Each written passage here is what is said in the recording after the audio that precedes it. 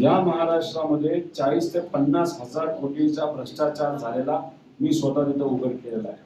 Ambulance घोटाळा घ्या, MSRDC घ्या, MSIDC घ्या, त्याच्याबरोबर इतरही समाज कल्याण घ्या, मग आपल्या आदिवासी विभाग घ्या, याच्यामध्ये 40 ते 50,000 कोटीचा भ्रष्टाचार झालेला आहे.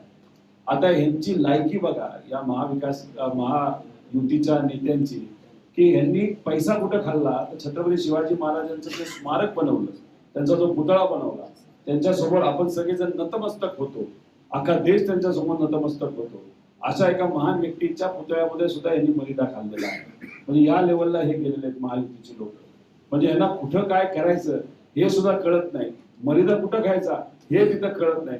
एका वर्षाच्या आतच जर अशा पद्धतीने त्या पुतळ्याचा अवमान होत असेल तर मग या महायुतीच्या नेत्यांचं करायचं काय? त्यामुळे याच्यामध्ये खोलात गेलंच पाहिजे.